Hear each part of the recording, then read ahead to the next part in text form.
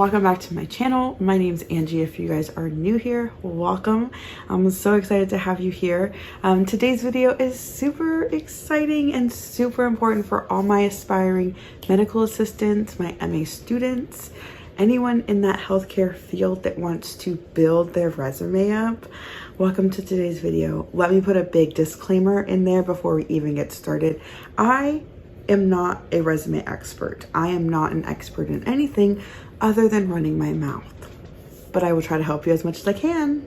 I'm going to give you guys all the tips and tricks that I use to build my resume to help me find the jobs I want. Okay, just a random side statistic because I love them.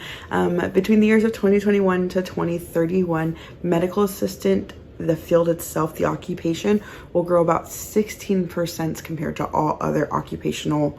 It's just super exciting to hear the growth of our profession. The first thing that I'm going to say is super important when it comes to building up your resume is your name and your basic information. You don't want to be someone that has hellokitty36@gmail.com on the top of your resume. Wait a minute, who are you? So let's make it a little bit more professional. We're growing up. This is going to be your little elevator pitch, you guys. This is something that I would say tailor it to your own, tailor it to your resume. I personally don't always add these little like catch-a summaries on my resumes because sometimes I send in cover letters with my resumes. So that's kind of a bigger blurb of who I am and my experience. But if you are going to use one of these, here's an example of something you can put in your, if you guys are going to use any of my examples, don't forget to make them your own, add in your own specialties and things like that. Don't just steal this word for word. That's called plagiarism, and we don't do that. Remember, the blurb is just a screenshot of who you are, not an entire bio of your life, okay? Keep it short, simple, and relevant. You don't want to be too vague in this by saying, I'm a medical assistant with 4 years of experience. Hire me.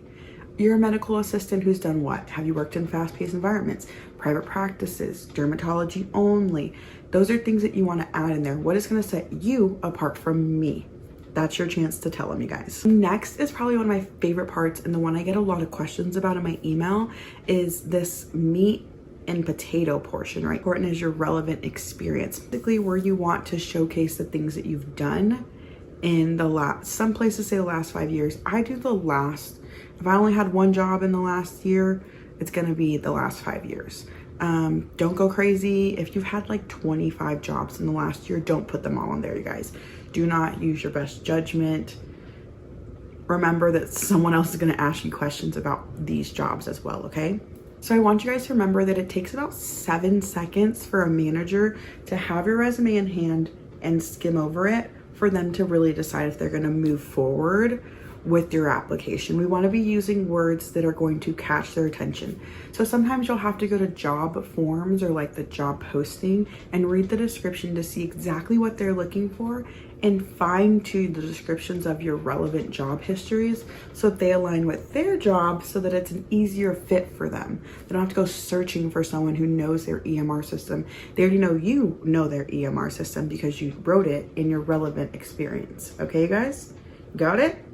Got it? The next section, I'm going to combine these two together, and it's going to be your skills as well as your education and certificates.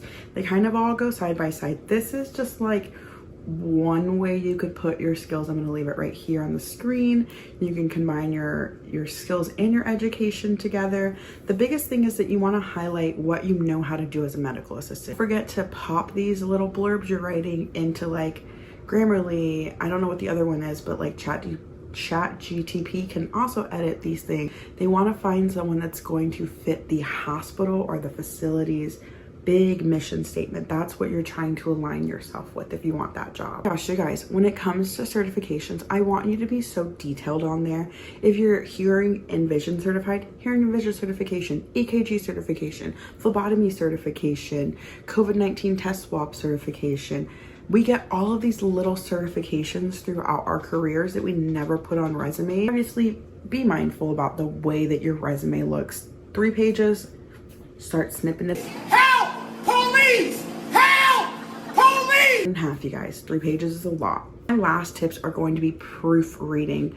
You need to proofread it, get someone else to proofread it. So many new advantages with technology and proofreading. So this says that 77% of business managers reject resumes because of spelling errors and grammar errors. Building a resume does not have to be daunting at all. Remember, it's all about showing what you can bring to this role. Do your research, stay educated, and if you liked this video, don't forget to subscribe, hit that bell notification, and give this video a really big thumbs up. If you guys have any questions about becoming a medical assistant or medical assistant journeys in general, leave them down below because we will be doing a really big Q&A at the end of this series. Bye guys.